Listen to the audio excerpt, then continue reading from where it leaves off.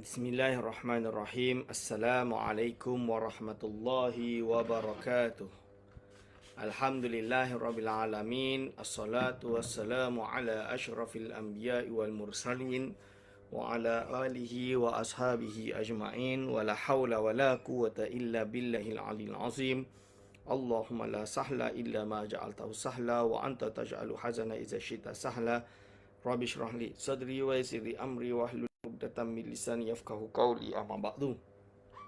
Pada yang terhormat Imam Besar Masjid Wilayah Persekutuan yang saya hormati dan saya kasihi, kepada segenap asatizah, para alim ulama, para a'immah di majlis yang mulia ini, wabil khusus kepada segenap hadirin wal hadirat hafizakumullah. InsyaAllah pada pagi hari ini kita akan meneruskan pengajian kita dengan kitab Hidayatus Salikin karangan Syekh Abdul Samad Al-Falimbani rahimahullah, yang mana kita pada pagi hari ini telah sampai kepada muka surat 198, iaitu bab ketiga pada menyatakan menjauhi segala maksiat yang zahir. Jadi bahagian ke-8 daripada menjauhi maksiat yang zahir adalah engkau peliharakan lidahmu itu daripada al-mizah. Mizah ni gurau. Tamzah bahasa Arab dia mizah. Mizah tu masdar. Masdar tu kata terbitan dia. Kalau dia punya fi'il mudhari' dia tamzahu, engkau bergurau.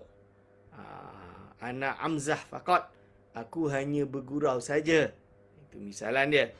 Jadi artinya bergurau-gurau dan daripada as-sukhriyah, iaitu bersenda-senda. Dan daripada al-istihza' bin nas, artinya menghinakan akan manusia dengan mempermainkan akan dia. Jadi memang kenapa dijadikan satu perbahasan mizah, as-sukhriyah, istihza' dan lain-lain, kerana sudah menjadi budaya. Budaya di kalangan terutamanya pelajar-pelajar di pondok, pelajar-pelajar di madrasah, pelajar-pelajar di di madrasah-madrasah, di mahad-mahad, di mahad tahfiz misalan dia, atau mahad sekolah, bahawa sesama pelajar yang namanya muda, pelajar, mak bapak tak ada, ustaz kadang busy, so mereka ini suka bergurau, terutama kat dalam bilik dengan kawan-kawan bergurau. Nak bergurau tak ada banyak alat untuk main, yang ada bergurau senda, so kadang-kadang bergurau berlebihan sehingga ada yang menggunakan istihza'. Istihza' ini bergurau dengan cara menghina, menghina kawan dia, menghina akan manusia, mempermainkan akan dia. Jadi yang nampak tak famous sikit, tak popular sikit, nanti mulalah dikata tu, dikata ni, dibuli lah dengan raggingnya. Badan niat dia gurau je. Biar tak ngantuk duduk kat pondok. Tujuan dia biar tak boring. Tapi benda ini diharamkan. Kerana apa? Dia termasuk maksiat yang merendah-rendahkan orang lain. Kalau bahasa di pondok kami tu, kalau bahasa Jawa dia lah, menggojloki, bahasa dia menggojloki, berarti bahasa Melayu dia adalah bergurau sampai menghina. Menghina ini tidak boleh. Maka semua yang demikian itu ditegahkan oleh syarak, melainkan sedikit jua.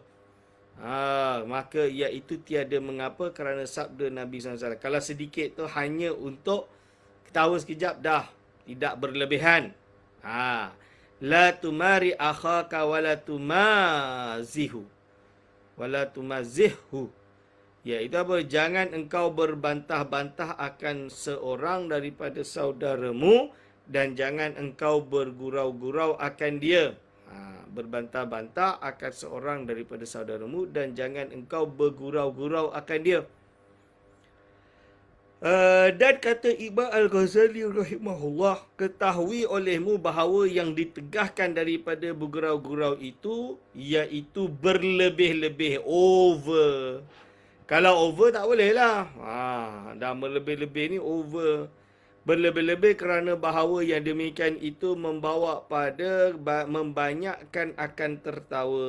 Jadi ini kadang-kadang sampai membawakan akan tertawa, dan membanyakkan tertawa itu mematikan akan hati. Ini akan mematikan hati. Mematikan hati. Jadi banyak ketawa, akhirnya hati dia mati. Maksud dia apa? Dia punya panca indera hati dia. Lebih kurang pancaran hati itu akan mati.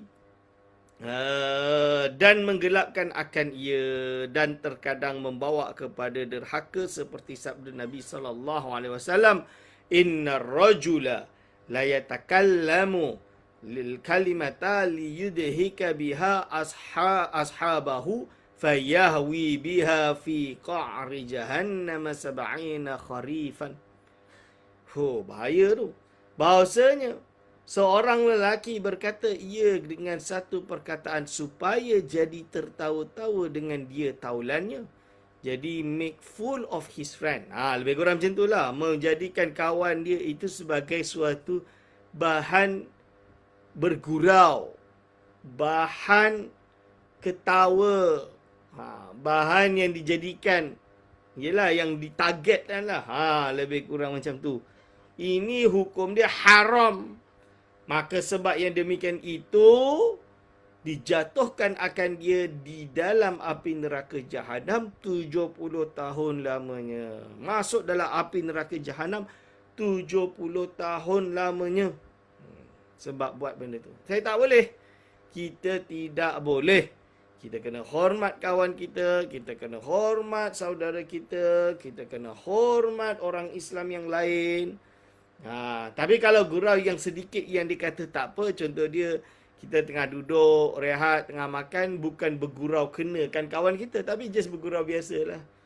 Bergurau biasa sekejap, sikit ketawa, semua ketawa, dah selesai. Misalan dia, okey. Itu tak ada masalah. Tapi yang dimaksud dekat sini adalah bergurau untuk kenakan satu daripada kawan supaya yang lain ikut-ikut ketawa. Maka hendaklah engkau peliharakan lidahmu daripada bergurau-gurau dan senda-senda, kerana yang demikian itu menghilangkan akan malu. Dan malu itu alamat iman, seperti sabda baginda sallallahu alaihi wasallam, al-haya'u minal iman. Ada orang sengaja buat lawak, hilang, dia dah tak ada rasa malu dia sehingga buat lawak, menjatuhkan harga diri dia demi ketawanya orang, dan kumpulkan ketawa tersebut dalam bentuk penghasilan duit. Ini yang dimaksudkan menjadi orang yang termasuk ditahzir atau dicegah, ditegah oleh Rasulullah SAW, diancam oleh Rasulullah SAW, orang yang macam ni. Sengaja jadi pelawak, duduk dekat atas pentas, menghina diri sendiri untuk fulus, untuk duit. Tak boleh. Malu itu separuh dari iman. Hadis ini riwayat Imam Tirmizi. Tadi diriwayat Imam Tirmizi juga, sebelum tu juga diriwayat oleh Imam Tirmizi. Okey. Dan lagi sabda Nabi sallallahu alaihi wasallam, al-haya'u wal imanu kurina jami'an. Yang tadi justru al-haya'u minal iman juga ada diriwayatkan oleh Imam Muslim. Al-haya'u wal imanu kurina jami'an fa idza rufi'a ahaduhuma rufi'a al-akharu. Riwayat Abu Nuaim dalam Hilyah, Hakim dan Baihaqi dalam Syu'abil Iman. Malu dan iman itu dipersertakan keduanya itu bersama. Malu dan iman itu bersama. Maka apabila diangkatkan salah satu daripada keduanya itu, nescaya diangkatkan akan yang lainnya. Jadi kalau satu tak ada, yang satu lagi tidak ada. Jadi dia ada dua ini beriringan. Kalau satu tak ada, berarti satu pun tidak ada. Satu ini tak ada, berarti yang ini juga tak ada. Itu maksud dia. Berarti menunjukkan iman dengan malu itu tidak berpisah. Iaitu malu dan iman bersama-sama keduanya. Itu. Maka jika hilang malu itu, maka hilang iman. Hilang malu, hilang iman. Dan jika ada malu itu, maka iman itu pun ada. Jadi ada malu, berarti iman tu ada. Dan diambil daripada hadis ini bahawasanya orang yang tiada malu itu, iaitu tiada baginya iman, iaitu tiada sempurna baginya iman. Siapa yang tidak ada malu berarti iman dia tidak sempurna. Boleh jelas tu tuan-tuan dan puan-puan. Hadirin wal hadirat hafizakumullah. Pentingnya kita jaga iman dengan melalui tahu dan rasa malu. Dan kata Imam Al-Ghazali rahimahullahu ta'ala lagi, fala tumazih ahadan wa in mazahaka ghairuka fala tujibhum wa'arid anhum hatta yahudu fi hadisin ghairihi wa kun minal ladina idza marru bil lagwi marru kiraman, yang bermaksud, dan jangan engkau mempersenda akan seorang, jangan mempersenda akan seorang, maka jika mempersenda akan engkau oleh orang lain daripadamu, maka jangan engkau jawab akan dia dan berpaling engkau daripada mereka itu hingga masuk ia berkata-kata di dalam perkataan yang lain, dan jadikan dirimu itu daripada orang yang apabila lalu mereka itu maka memperolehi yang sia-sia, maka lalu mereka itu dengan kemuliaan. Okey. Kata-kata Al-Imam Al-Ghazali rahimahullah ta'ala di dalam kitab Al-Arba'in fi Usuluddin. Ini jarang-jarang ulama Melayu menukil daripada kitab Al-Arba'in fi Usuluddin. Tapi kitab ini kitab penting oleh Imam Ghazali yang mengandung isi intipati daripada agama ini. Daripada akidah, fiqh dan tasawuf. Dikumpulkan sebagai the 40 principle of Islam. Dipanggil Al-Arba'in fi Usuluddin. Kitab dia berbahasa Arab, sudah diterjemah dalam bahasa Melayu kalau tak salah. Dan diterjemah dalam bahasa Inggeris, dicetak di UIA. Di institusi saya dicetak dalam bahasa Inggeris. So, boleh rujuk dalam kitab tersebut. Warna hijau kalau tak salah cetakannya. Wa'lam annal yasira minhu fi ba'dil awqati la ba'sa bihi. لا سيما مع النساء والصبيان تطيبا لقلوبهم ونقل ذلك عن رسول الله صلى الله عليه وسلم لكنه قال إني لأمزه ولا أقول إلا حقا. Ketahui olehmu bahawasanya sedikit daripada bergurau-gurau pada setengah daripada beberapa waktu, iaitu tiada mengapa dengan dia. Istimewa pula perempuan dan kanak-kanak yang kecil kerana menyukakan bagi hati mereka itu. Maka adalah yang demikian itu dinakal daripada Rasulullah sallallahu alaihi wasallam. Tetapi ia bersabda bahawa aku bergurau-gurau dengan tiada aku berkata-kata melainkan dengan sebenarnya. Jadi sikit tak apa. Tapi Rasul bersabda, inilah amzahu wala aqulu illa haqqan. Jadi tidak bergurau pada perkara yang batil. Yang dijadikan gurauan oleh Rasulullah SAW adalah perkara yang hak sahaja. Sebab itu ulama ada mengarang gurauan-gurauan yang dibenarkan di dalam syariat dan biasanya diajarkan di dalam antara kitab-kitab yang diajarkan. Bukan demi untuk sebagai ilmu, tapi hanya sebagai suatu perkara yang ialah dapat ilmu yang boleh untuk dijadikan suatu ketawa. Bahan ketawa. Supaya tak stres maksud dia. Maksud dia tu. Contoh dia apa? Kita ngaji kitab. Saya pernah ngaji kitab Sahih Bukhari. Tapi mengaji dia sampai 40 hari full. Pagi, siang, malam. Pagi, siang, malam. Pagi, siang, malam. So, antara celah-celah tu biar tak penat. Nampak student dah ngantuk. Kiai yang baca dia pun dah ngantuk. Maka apa? Dia pun buka kitab Nawadir nama dia. Nawadir ni cerita-cerita yang langka. Maksud dia cerita-cerita gurau lah. Dia buka, KL pun bercerita, satu cerita, semua dah ketawa. Okey, dah puas lah, dah puas. Okey, sambung baca. Itu ada. La amzahu wa la aqulu illa haqqan.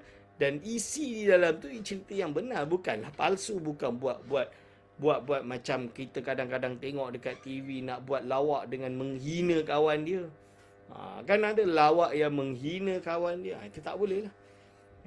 Maka adalah pada suatu masa bahawasanya Nabi SAW bersabda bagi perempuan yang tua, iaitu mentua Nabi Muhammad SAW, dia kata, la tadkhulul jannata ajuzun, iaitu apa? Tidak masuk ke dalam syurga seorang yang tua. Riwayatkan oleh Imam Tirmizi. Lalu menangis dia, maka sabda Nabi SAW baginya, dia nangislah, aku dah tua, aku tak masuk syurga. Nangislah dia. Lalu dijawab, sesungguhnya kerana dalam syurga itu tiada orang tua, melainkan semuanya menjadi muda, kira-kira umur 30 tahun. Maka dia tertawa. Dapat tu? Contoh bolehnya bergurau. Jadi dia kata, syurga nanti tak ada orang tua. Alah, tak dapat masuk syurga, nangis, nak syurga. Kata, memanglah tak ada orang tua kat dalam syurga, sebab semua muda-muda. Berarti engkau yang dah tua nanti masuk syurga dalam keadaan muda. Ketawa tak ketawa lah. Itu maksud dia. Itu bergurau. Gurau yang boleh. Bergurau yang tak boleh tu yang duk, ini tak masuk syurga ni. Kenapa? Sebab tak handsome. Contoh dia. Itu tak boleh lah. Orang lain ketawa lah. Dia rasa sedih. Kenapa aku diketawakan? Make fool of me. Tak boleh. Contoh dia. Dan kata Imam Al-Ghazali rahimahullah ta'ala bahawa bergurau yang sedikit itu tiada mengapa, tetapi jangan diperbuat adat. Bergurau sikit tu tak ada masalah, tapi jangan buat adat, iaitu jangan dibiasakan akan yang demikian itu, melainkan sekira-kira hajat jua. Jadi macam tadilah, kalau dah ngaji, dah ngantuk dah ni Ustaz dah ngantuk, surrender. Okey, jom. Itu tak apalah. Kita gurau satu dua. Tapi bukan, kita memang nak bergurau dari awal sampai akhir. Tak boleh lah. Seperti dia berkehendak menjinakkan akan isterinya, atau menyukakan akan anaknya yang kecil, atau menyukakan akan tetamunya, atau berhajat menjinakkan orang yang gharib asing. Maka jika sedikit tiada mengapa, tetapi dengan benar dan jangan dengan berdusta, maka ia itu tiada harus. Kalau berdusta, haram. Lalu selanjutnya menjaga perut. Apa tu menjaga perut, tuan-tuan? Adapun perut, maka engkau peliharakan akan dia daripada memakan yang haram dan yang syubhat. Kita kena jaga perut kita, jangan makan yang haram dan syubhat. Sebab apa? Apabila dia jadi darah daging kita, kita tak nak darah daging kita dari perkara yang haram. Ini akan membuatkan hati kita gelap. Na'udzubillah min zalik. Sebab itu ulama dulu, salah satu tips menuntut ilmu apa? Mereka tidak makan benda syubhat. Bila tak makan benda syubhat, berarti mereka tak makan kat warung, tak makan dekat restoran, tak makanlah semua benda-benda yang lain tu, sebab tak tahu, tak nampak kesikahan orang yang masak misalan dia. Sikahan tu kebenaran. Lebih kurang macam itulah. Susah juga ya. Tapi inti dia seperti itu. Jadi apa? Mereka tak nak.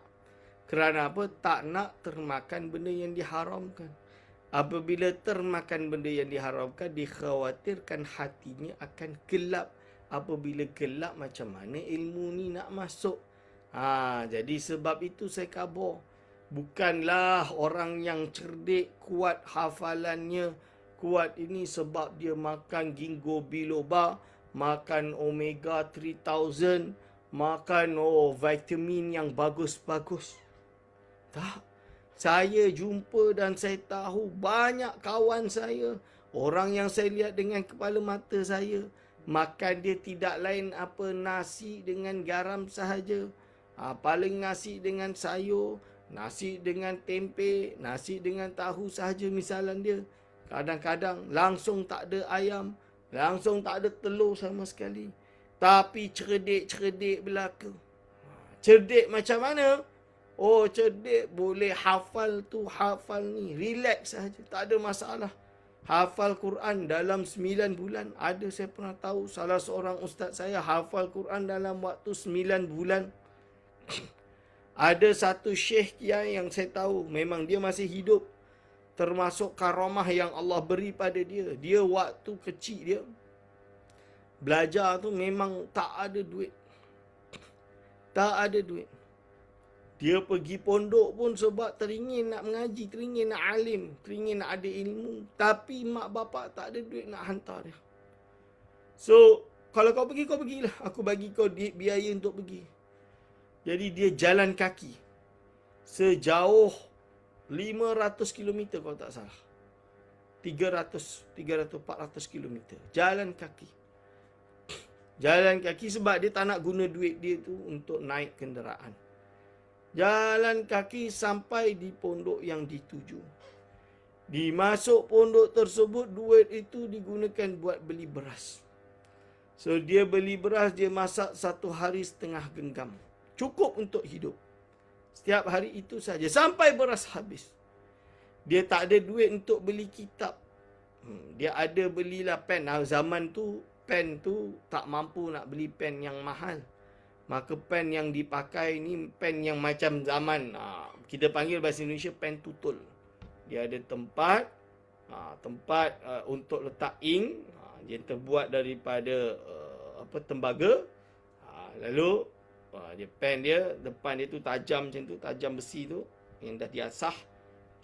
Tu dia macam tu. So itu, tapi dia tak ada kitab. Dia ada pen tu tapi dia tak ada kitab. Lalu macam mana hidup dia? Maka dia pinjam malam, dia pinjam kitab kawan dia. Kawan dia tidur, dia tak tidur, dia menghafal. Kertas tak mampu nak beli, dia menghafal. Besok pagi masuk kelas, dia dah hafal. Itu cerita dia. Tapi bayangkan, dia menghafal tersebut berbagai kitab yang dia pelajari di pondok selama 10 tahun. Dia belajar semua jenis kitab. Tapi dia tak sempat untuk mengaji Al-Quran dalam keadaan lengkap. Dia baca Quran, dia pandailah sebab dari rumah. Jadi dia masuk tu dah lulus kelas Quran. Sebab dia dah masuk kelas, masuk pondok tu, masuk kitab umumi. Jadi yang bahagian Quran tu dia tak masuk lah sebab dia dah lompat. Jadi bila dia dah lulus 10 tahun, kiai dia sayang dia dan lain-lain, maka kiai dia bagi dia tiket. Bagi dia tiket, duit tiket lah, bagi tiket untuk pergi haji. Dan pesan kat dia, kau sampai dekat Mekah nanti, kau tak payah balik. Kau duduk sana ngaji. Zaman dulu ulama macam tu lah. Dari dulu, dari Syekh Abdul Samad Falimbani, sebelum Syekh Abdul Samad Falimbani, pelajar-pelajar yang cerdik-cerdik, yang hebat ni dibagi duit oleh kiai dia untuk pergi menuntut ilmu di Mekah Al-Mukarramah. Jadi Mekah Al-Mukarramah ni macam universiti lah lebih kurang. Tapi zaman dulu, sekarang dah tak ada dah ilmu dia. Orang dah tak boleh, dah tak banyak ulama yang duduk mengajar. Dihalang oleh puak Wahabi. Itu masalah dia. Sebab itu kita tegas. Jadi dia pergi dia tahun pergi itu dia masih hidup. Dia pergi itu tahun 1970. Dia balik 1980 something. 10 tahun lebih dia di Mekah. Sampai tahun 70-an tu, dia pergi untuk melakukan haji, tapi dia tak jadi balik. Dia sewa kotak di Bukit Jiyad. Di Bukit Jiyad. Bukit Jiyad tu apa? Bukit Ajiat. Ajiat tu satu bukit sebelah Masjidil Haram tu. Jadi dia duduk kat atas tu, dia sewa satu kotak. Kotak tu untuk dia letak dia punya baju dia, untuk dia letak dia punya kitab dia. Jadi waktu dekat sana dia pun mengaji. Dan memang waktu itu di Mekah ni lain. Zaman dulu Mekah ni pelajar-pelajar yang macam ni, yang datang dari negeri-negeri yang miskin kan, datang memang tak bawa apa-apa, datang nak talaki, nak mengaji. Jadi orang yang pergi haji, pergi umrah, yang kaya ni, memang dah lazim bagi apa, 1,000 rial, 1,000 rial, 1,000 rial, 1,000 rial, 1,000 rial. Lebih kurang macam tu lah, biasa. Jadi kalau menurut Syekh saya tu, dia cerita kat saya, kalau zaman tahun 60-an, 40-an, 50-an, biasa tu murid-murid tu duduk. Jadi okey, ni murid-murid yang dah habis duit, ada orang kaya ni, okey, ni dia tanya syekh-syekh kat sana. Jadi di Masjidil Haram ni ada satu persatuan masyayikh, ulama-ulama yang mengajar. Jadi hanya persatuan ini sahaja yang boleh mengeluarkan izin untuk dia mengajar, tazkiyah untuk dia mengajar. Means yang boleh mengajar ni bukan sembarang ulama. Tak macam kita hari ini, kita ada tauliah pun, ada orang tak erti hukum hakam pun mengajar. Ini masalah besar ni. Ada orang yang duk kafirkan orang pun mengajar di masjid-masjid di Malaysia ni. Ini yang bahaya. Jadi cerita dia yang ada di Masjidil Haram ni, jadi hanya ittihad ulama tersebut, iaitu persatuan ulama. Jadi hanya ulama lah yang duduk kat situ. Dia pilih siapa yang boleh mengajar di Masjidil Haram. Maka pada waktu itu persatuan ini kata, ini memang pelajar-pelajar yang dah duduk ni dah 3 tahun ni, dah 4 tahun ni, 5 tahun mengaji dengan Syekh Fulan. Dia ini bermadzhab Hambali, dia ini bermadzhab Syafi'i, dia ini bermadzhab Hanafi. Dalam bab akidah dia ini, dia mengajar ni, dia mengajar nahwu, dia mengajar, dia adalah. So bila dia orang minta dekat orang-orang kaya ni nak sedekah kat mana? Maka persatuan akan kata, okey, kau pergi dekat tiang yang tu, yang duduk di situ semua itu pelajar daripada Masjidil Haram dan mereka ini asnaf. Kenapa mereka asnaf? Mereka ni miskin, tak ada duit. Bukan kerana asnaf menuntut ilmu fisabilillah, bukan. Penuntut ilmu ini asnaf kerana mereka ini masakin wal fuqara. Kenapa masakin dan fuqara, Ustaz? Mereka ini mungkin di rumah tu kaya raya. Contoh dia, mak bapak dia ada kereta dan lain-lain. Jawapan dia yang didefinisikan sebagai miskin dan fuqara adalah orang yang, siapakah miskin? Miskin adalah orang yang ada pekerjaan tapi gaji yang dia dapat dengan pengeluaran lebih banyak pengeluaran. Itu nama dia miskin. Fuqara adalah orang yang tidak ada penghasilan sama sekali. Itu namanya fakir. Sekarang kita tanya penuntut ilmu tersebut bekerja ke tak? Tak. Dia duduk macam contoh dia pelajar, pergi belajar dekat Maghribi, pergi belajar dekat Mesir, pergi belajar dekat Tunisia, pergi belajar kat Damaskus. Mereka ini mungkin keluarganya berada. Tapi mereka tidak ada penghasilan. Kenapa tidak ada penghasilan? Kerana mereka menghabiskan waktunya untuk menuntut ilmu. Ini yang disyarahkan oleh ulama tentang kenapa pelajar boleh menerima zakat. Kerana mereka asnaf. Bukan fisabilillah, tapi kerana masakin wal fuqara. So dalam kes ini, itu yang terjadi. Jadi syekh-syekh tu pun bagi duit satu-satu. Dia bagi okey, 500 rial, 500 rial, 500 rial, 500 rial, 500 rial. Orang kaya tersebut nak bagi sedekah. Bila haji, adanya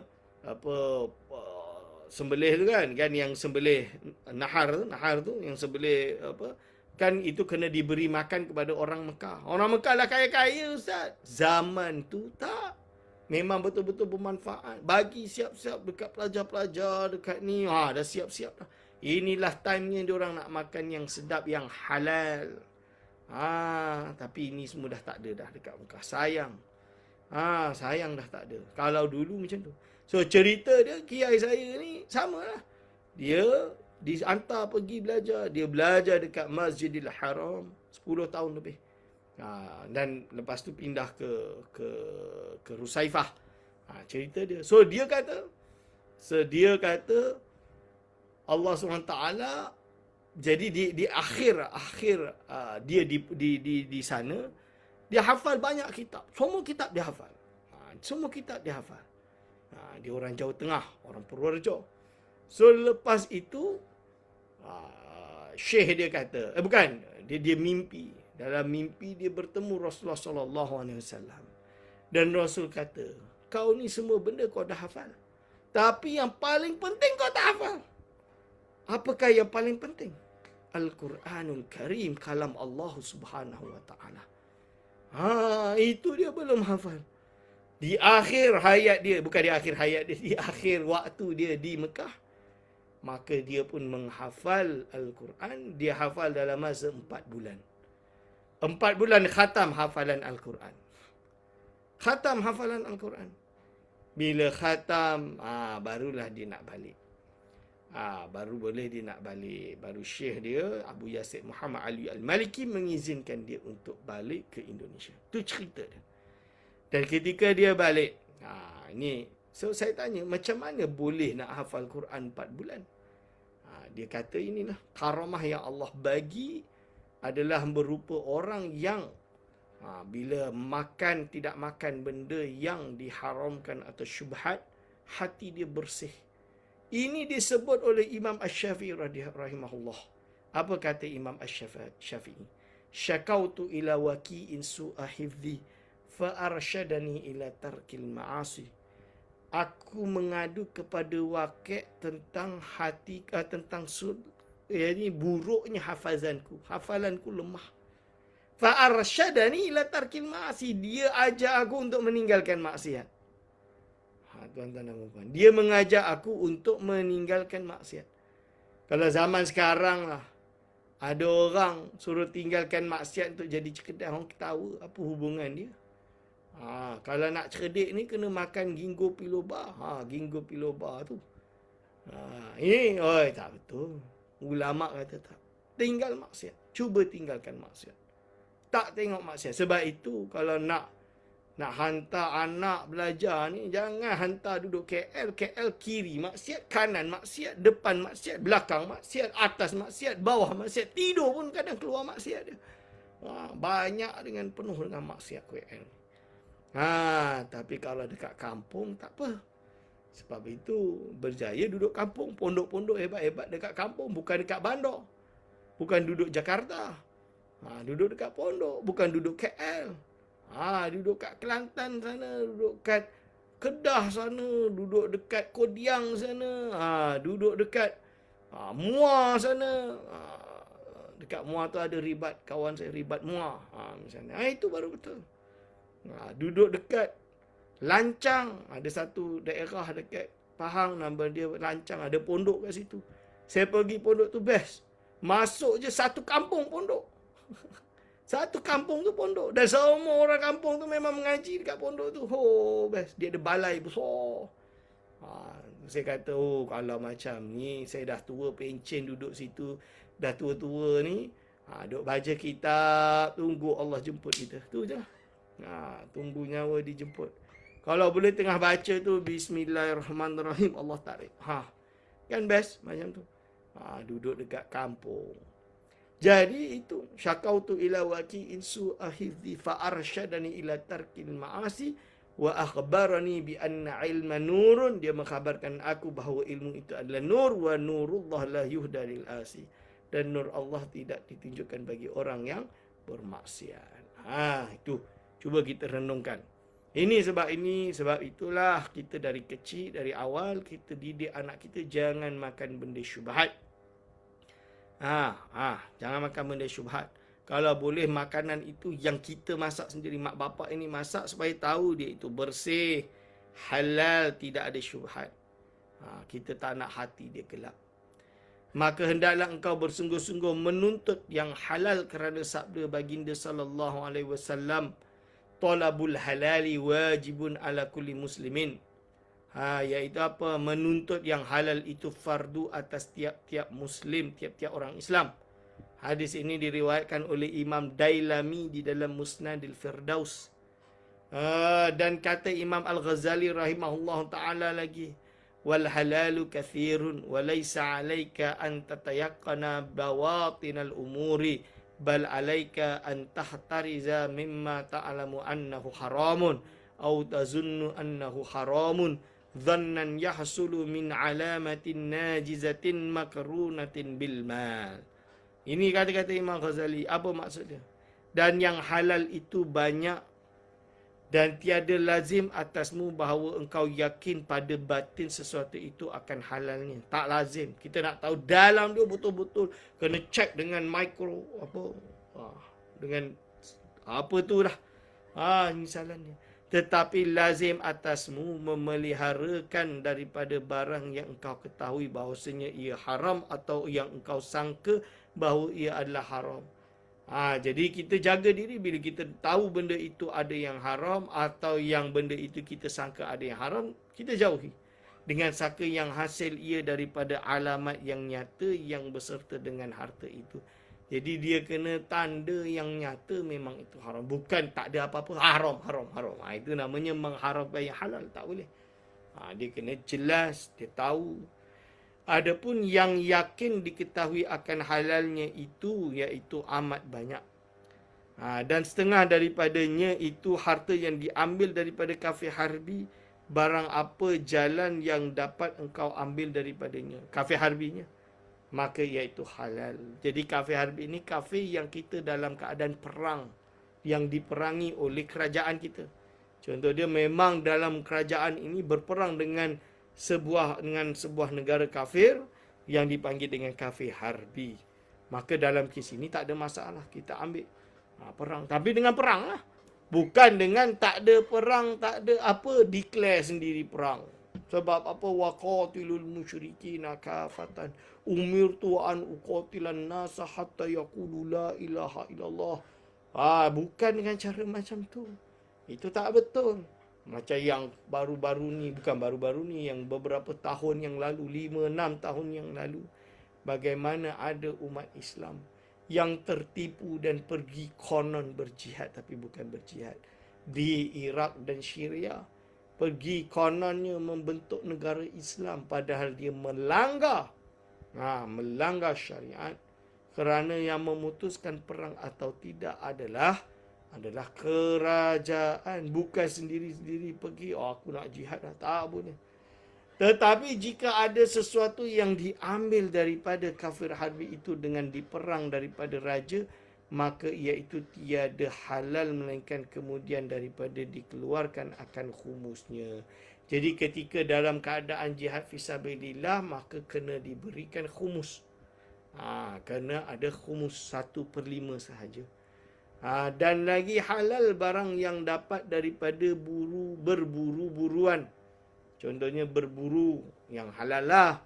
Bukan pergi kandang kawan kita, kita pun buru. Ambil kambing dia, buru. Tembak kambing dia, kita ambil, kita makan. Dengan alasan apa? Syekh Abdul Samad Falimbani kata boleh berburu-buru. Aku buru dekat kandang kawan aku lah. Ni berburu halal. Boleh ke tak boleh? Tak boleh. Ni nama dia memperkosa ibarat kitab. Sengaja buat ibarat kitab itu sesuai kehendak kita, bukan kehendak mu'alif. Tak boleh. Dan yang dapat daripada kayu di hutan. Kayu di hutan ni kayu bukan yang dimiliki oleh seorang. Atau kalau kayu yang dibagi tanah simpan, hutan simpan, tak boleh lah. Kerana kerajaan tidak mengizinkan untuk diambil kayu tersebut. Itu tak boleh. Dan yang diambil daripada gali-galian. Gali-galian dan harta yang dapat daripada pusaka. Pusaka. Dan harta yang dapat daripada berniaga. Lepas berniaga, untung. Dan harta yang dapat daripada bertani. Dia pergi cucuk tanam, bertani, dapat harta, dapat rezeki. Alhamdulillah. Dan tanam-tanaman. Dan harta yang dapat daripada zakat. Dia itu termasuk asnaf. Dia kaya tapi dia sedang dalam keadaan ibnu sabil. Dia nak pergi belajar, dia nak pergi perjalanan yang jauh. Dia minta asnaf zakat. Dia sebagai asnaf, dia minta zakat. Zakat apa? Zakat untuk pergi belajar, beli tiket sebagai di bawah asnaf ibnu sabil. Boleh ke tak boleh? Boleh. Boleh. Ni nama dia ibnu sabil. Dan tanam-tanaman dan harta yang dapat daripada zakat dan sedekah dan hadiah. Salah dia. Dan harta pemberian orang dan barang sebagainya. Kerja dapat gaji, ini halalan tayyiban. Adapun yang yakin diketahui akan haramnya itu, maka iaitu seperti daging babi. Ini jelas haram, tuan-tuan. Dan anjing dan sekalian binatang yang haram dan bangkai. Dan harta yang didapati daripada mencuri dan merampas dan barang sebagainya. Na'udzubillah min zalik. Harta curi. Ingat yang menipu tu. Macau scam. Macau scam ni. Tak tahulah nanti dekat akhirat macam mana dia orang yang curi ni. Dia orang tak fikir dah. Dia orang fikir nak hidup di dunia je. Dari dunia pun tak sedap. Sekali tap. Datang polis gari pada muka. Termasuk yang haram lagi, duit rasuah. Sekarang rasuah boleh tukar hadiah. Pun tak boleh. Yang namanya rasuah tu apa? Suatu pemberian kepada seseorang yang memiliki jawatan, yang dengan pemberian itu diharapkan dia akan membuat keputusan menyebelahi orang yang memberi. Ini nama dia rasuah. Gratifikasi. Gratification. Ini haram hukum dia, tuan-tuan dan puan-puan. Tak boleh. Tak boleh. Demi supaya dapat dapat projek ini, kita bagi dia macam-macam. Dapatlah projek ini. Bila dapat projek ini, contohnya kita bagi rasuah. Ar-rashi wal murtashi, orang yang memberi rasuah, orang yang menerima rasuah, dua-duanya Allah SWT laknat. Okey, dan harta riba. Riba, tuan-tuan. Ini bank-bank lah ni, yang bank yang masih konvensional, yang ada riba ni, riba haram. Haram hukum dia. Jadi kita ni penyakit ni, haram. Dan hati-hati juga loan shark tersebut, alung-alung tersebut. Jangan. Sebab apa? Kita pinjam RM100,000. Lepas tu kena bayar RM120,000. Satu hari lambat naik RM1,000. Misalnya. Ini namanya zalim. Orang pinjamkan duit bukan untuk dibisneskan. Orang pinjam duit adalah untuk menolong. Ta'awun minta duit. Mana boleh? Ni nampak beza. Dan arak. Minum arak haram. Ini perkara yang telah diharamkan oleh Allah Subhanahu wa taala secara pasti. Dan harganya dan barang sebagainya sama. Hasil daripada bisnes arak haram. Jual arak haram. Bawa arak haram. Hantar arak haram. Buat arak haram. Semuanya haram. Hati-hati. Dan harganya dan barang sebagainya. Adapun yang zon, biasanya adapun yang sangka, menyangka akan haramnya, maka iaitu seperti harta raja yang zalim, yang tiada adil, yang ghalib. Harta raja yang zalim, yang tiada adil, yang ghalib. Biasanya hartanya itu diperolehi daripada mengenakan cukai kepada orang Islam. Maksud dia cukai yang menzalimi. Ini tak boleh. Paksa. Tarik. Ini tak boleh. Zalim ni nama dia. Atau yang ghalib, hartanya itu didapati daripada menzalim akan orang yang atau menzalim akan rakyatnya. Paksa semua rakyat dia. Bagi ni, bagi tu. Ambil ni, ambil tu. So tak boleh. Ini bahayanya pemimpin yang zalim. Bersalahan jika diperolehi hartanya itu daripada usaha yang halal, seperti berniaga dengan syaratnya atau daripada bertani dan barang sebagainya, maka itu halal. Bertani halal. Kerja halal. Kita kerja halal. Masalah ni sebuah isu yang perlu dibahas. Berkata Al-Imam Al-Ghazali rahimahullah ta'ala di dalam kitab Minhajul Abidin. Imam Ghazali ni ada kitab Minhajul Abidin. Saya tahu Syekh Mustafa Badawi nama dia. Dia mempertikai kesahihan kitab Minhajul Abidin pada Imam Ghazali. Bahkan Ada yang menafikan kerana dikata itu bukan karangan Imam Ghazali. Bahasa dia bukan bahasa Imam Ghazali.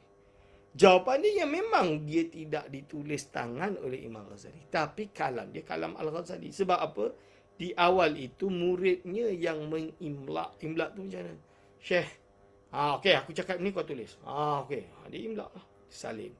Jadi kitab. Itu Minhajul Abidin. Tapi kembali kepada Imam Ghazali lah juga. Jika ditanya orang akan engkau apa hukumnya harta pemberian raja-raja pada zaman ini, maka jawab olehmu. Imam Ghazali ni tahun 505 dia meninggal. Hijriah. 1111 Masehi. Oh, cantik kan dia punya tahun wafat dia. Bahawasanya bersalahan ulama pada pemberian raja-raja itu. Kata setengah ulama, tiap-tiap yang tiada yakin akan haramnya, maka iaitu harus mengambil akan dia jika ada dia fakir. Jadi kalau kita tahu ini tidak haram, sumber dia bukan sumber haram, kita tahu secara yakin, boleh ambil. Dan kata setengah ulama, tiada halal yang mengambil yang demikian itu melainkan jika yakin akan halalnya. Bila kita yakin halal, baru boleh kita ambil. Sama ada dia fakir atau kaya, kerana ghalib harta raja-raja pada zaman ini haram. Biasanya. Di zaman Imam Ghazali. Sebab apa? Kerana mereka menzalimi rakyat. Dan yang halal pada tangan mereka itu sangat sedikit. Dan kata, jadi contoh pada hari ini, kalau adalah politician yang ambil rasuah, kaya, gaji dia tak banyak, paling 20,000, 30,000 sahaja. Tapi tengok rumah dia, Masya Allah, dah jadi macam estate, besar betul. Dengan tingginya, masuk-masuk lampu emas, meja emas, semua emas. Ahli politik saja. Dari mana harta banyak sebanyak tersebut? Ternyata mengambil rasuah, misalan dia. Ini bahaya. Haram. Dia bagi makan anak dia dengan benda yang haram. Lalu anak dia pun jadi hati yang gelap macam bapa dia. Sebab semuanya datang dari makanan yang haram. Sebab itu jauhilah rasuah, tuan-tuan dan puan-puan. Jauhi rasuah. Kalau dah haram, nanti habislah. Jadi jauhi rasuah. Kalau tak boleh, kalau masuk politik, mesti ada rasuah, Ustaz. Susah nak cari ahli politik yang tak rasuah. Maka kita yang berharap ketakwaan daripada Allah Subhanahu Wa Taala ini, kita jauhilah daripada masuk politik.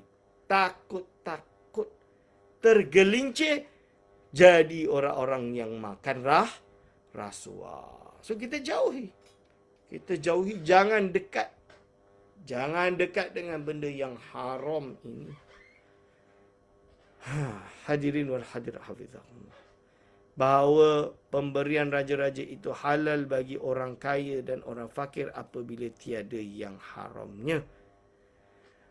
Dan bahawasanya dosanya itu atas orang yang memberi pula. Dosa dia atas orang yang memberi pula.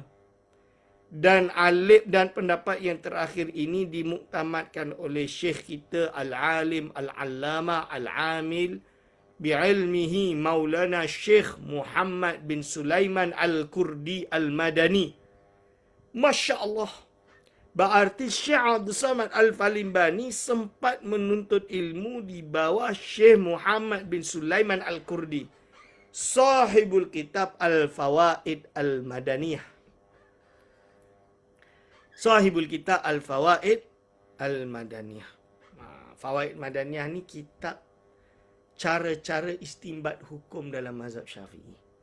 Cara-cara berfatwa dalam mazhab Syafi'i. Dia juga ada kitab fatwa, nama dia Qurratul Ain bi Fatawa Ulama'il Haramain. Ini nama dia Syekh Sulaiman Al-Kurdi. Saya adalah kitab dia. Saya ada kitab fatwa dia. Jadi Syekh Sulaiman Al-Kurdi ni alim kabir. Alim kabir. Dan dia ni guru kepada Muhammad bin Abdul Wahab. Guru dia. Dan dia dah nampak dah benda tu. Dan kata Imam Al-Ghazali rahimahullah ta'ala lagi, jika ditanya orang akan kita, apa engkau kata pada pemberian orang pekan, itu orang kenamaan dan lainnya, adakah lazim menolak, wajib ke tolak pemberian orang tadi akan dia dan memeriksa daripadanya atau tidak lazim? Maka jawab olehmu bahasanya apabila ada pada zahir manusia itu soleh, maka tiada mengapa menerima akan pemberiannya dan sedekahnya, dan tiada perlu memeriksa akan dia, kerana memeriksa orang yang demikian itu membawa kepada jahat sangka kepada orang Islam. Maka iaitu tertegah pada syarak kerana firman Allah, inna ba'dadh-dhanni ithmun. Jadi kalau zahir dia itu baik, kita husnudzan bahawa dia itu baik. Kerana apa? Kerana dia orang yang zahiruhu soleh. Ini inna ba'dadh-dhanni ismun. Bahawa setengah daripada sangka akan manusia itu dosa. Ini. Syahdan, oleh sebab itu, ketahui olehmu bahawa hukum syarak itu terbagi atas dua. Jadi hukum syarak ini terbagi atas dua. Pertama, hukum jawaz, iaitu yang harus. Kalau yang harus. Kedua, hukum afdal, iaitu yang terlebih utama. Yang kedua, yang afdal, yang terlebih utama. Maka hukum yang jawaz iaitu harus, iaitu dinamakan hukum syarak yang zahir, iaitu kebanyakan amal segala fuqaha. Dan hukum yang afdal iaitu dinamakan hukum orang yang batin, iaitu dinamakan oleh segala orang yang sufi. Bila dia guna istilah jawaz, ini fuqaha. Bila dia guna istilah afdal, ini sufi. Dan dari kerana inilah kata Imam Al-Ghazali rahimahullah. Oleh sebab kaedah inilah Imam Ghazali kata. Apa Imam Ghazali kata? I'lam annama wal aslu fi hadzal babi syai'ani. Ahaduhuma hukmu syar'i wa zahiruhu. Wa thani hukmul wara'i wa haqiqatuhu. Fa hukmu syar'i an ta'khudha ma ataka mimman huwa zahiruhu salahun. Wa la tas'al illa an tatayaqqana annahu ghasab aw haramun bi'ainihi. Wa hukmul wara'i alla ta'khudha syai'an min ahadin hatta tabhatha anhu ghayatal bahthi wa tastaqsiya ghayatal istiqsa'i annahu la syubhata fihi bihalin wa illa fataruddahu. Maksud dia, ketahui olehmu bahawasanya asal pada bab ini, iaitu pada bicara bab halal dan haram ini, iaitu dua perkara. Pertama, hukum syarak dan zahirnya. Kedua, hukum wara' dan hakikatnya, iaitu hakikat syarak dan batinnya. Maka hukum syarak itu bahawa engkau ambil akan barang yang datang akan engkau daripada seorang yang zahirnya itu soleh. Dan jangan engkau tanya melainkan jika engkau yakin bahawasanya harta itu dapat daripada merampas atau nyata haramnya. Kalau nyata haram baru boleh kita kata. Tak boleh tuduh. Dan hukum wara' itu bahawa jangan engkau ambil akan sesuatu daripada seorang hingga diperiksa daripadanya sehingga periksa dan habiskan periksa itu sehabis-habis periksa, dan bahawasanya sesuatu itu tiada syubhat di dalamnya dengan segala halnya. Jadi nak hukum ni kena make sure tak ada syubhat. Dan jika tiada yang demikian itu, maka engkau kembalikan akan dia. Kalau tak, maka kena kembalikan harta itu kepada pemiliknya. Hadirin wal hadirat hafizakumullah. Lalu apa kata-kata Syekh Abdul Samad Al-Falimbani lagi? Dia kata, dan hasil daripada masalah ini seperti yang disebutkan oleh Imam Al-Ghazali rahimahullah, Ta'ala di dalam kitabnya Al-Arba'in fi Usuluddin. Apa dia kata? Iaitu bahawa wajib atas orang yang warak itu memeriksa akan sesuatu yang didatangkan akan dia oleh orang yang tiada diketahui akan hal mereka itu hingga nyata. Jadi bila dia tak tahu, kita anggap dia boleh selagi nyata yang hanya halalnya. Maka jika tiada nyata akan halalnya, maka engkau tolakkan akannya. Jadi kalau tak sure, jauhi, kerana menjauhi syubhat. Bukan berarti menuduh, tapi menjauhi syubhat. Iaitu jangan engkau ambil akan pemberian mereka itu. Tetapi yang demikian itu jika tiada membawa kepada menyakitkan akan hati mereka. Tapi kena jaga hatilah, sebab kita tak tahu dia betul ke tak betul. Jangan datang je tuduh, oh ni haram dan lain-lain. Tidak. Dan jika membawa kepada menyakitkan akan hati mereka itu, maka iaitu tiada harus engkau periksa kerana menyakitkan akan hati seseorang. Itu haram. Ini. Dan demikian lagi jika engkau tanyakan kepada orang lain, yang lain daripada mereka itu, maka jika didengar oleh mereka, itu nescaya jadi bertambah sakit hati mereka itu. Maka yang demikian itu haram pula. Dan dengan demikian lagi, jika engkau tolakkan akan pemberian mereka itu dengan tiada engkau periksa akan dia, nescaya jadi sakit hati mereka itu atau membawa kepada liar hati mereka itu, maka yang demikian itu haram pula. Maka tiada jalan pada menolakkan yang demikian itu melainkan dengan lemah lembut. Maka jika tiada dapat engkau tolakkan akan yang demikian itu melainkan dengan menyakiti mereka itu, maka janganlah engkau ambil akan pemberian mereka itu serta halal engkau makan akan pemberian mereka itu kerana menyukakan hati orang Muslim itu dan memeliharakan akan kesakitan mereka itu terlebih baik bagi orang yang warak itu daripada meninggalkan akan mengambil yang demikian itu. Jadi jelaskan ini. Jadi kita kena jaga hati orang yang nak bagi kita dan kita tak sure ini haram ke tidak. Maka kita ambil untuk biar hati dia tu baik, biar tidak nampak. Sebab kita tak tahu, bila tak tahu nanti dia kata, ini nak tuduh harta aku ni haram. Hina contoh dia, aku ni kononnya buat benda yang haram, merasuahlah dan lain-lain. Tidak. Adapun harta yang syubhat. Syubhat ni yang kok tak sure. Maka iaitu yang syak akan halalnya dan haramnya. Kita tak tahu, kita syak. Halal ke haram, kita syak. Kita tak tahu, kita ragu-ragu.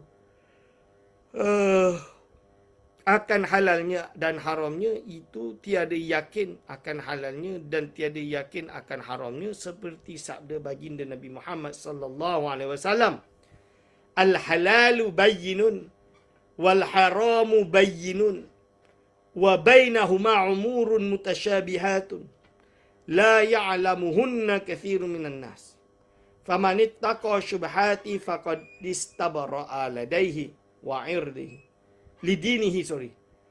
faqad istabara'a lidinihi wa 'irdihi wa man waqa'a fi syubhati waqa'a fil harami karra'i yar'a haula al-hima yushiku ay yaqa'a fihi.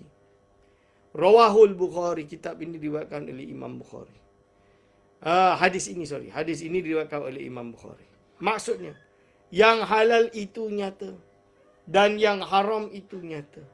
Dan antara keduanya itu beberapa perkara yang syubhat yang tiada mengetahui akan dia itu oleh kebanyakan daripada manusia. Maka barang siapa memelihara dirinya daripada syubhat itu, maka sesungguhnya lepaslah ia bagi agama dan dirinya daripada jatuh ke dalam haram. Dan barang siapa jatuh di dalam syubhat itu, nescaya jatuh ia di dalam haram. Seperti orang yang mengembala akan binatang pada keliling hutan yang ditegahkan oleh raja, maka ia itu hampir jatuh kepadanya. Ini. Iaitu jikalau tiada sungguh-sungguh memeliharakan akan binatangnya itu, nescaya memakan binatangnya itu akan rumput yang di dalam hutan yang ditegahkan oleh raja-raja itu, dan dengan itu jadi sebab binasanya. Jadi kena jaga. Ini jaga supaya binatang kita ini tidak makan benda yang haram. Kalau tidak, dia dah ada benda yang haram, kita pula makan binatang kita, maka kita pun makan benda yang haram. Na'udzubillahi min dzalik. Okey, insya-Allah kita iktifak bihadzal qadar sampai pada sini saja. Insya-Allah kita jumpa minggu hadapan pada hari Selasa waktu yang sama. Insya-Allah dengan kata-kata Imam Al-Ghazali dalam kitab Al-Arba'in fi Usuluddin. Aku qauli hadza, astaghfirullah li wa lakum. Wassalamualaikum warahmatullahi wabarakatuh.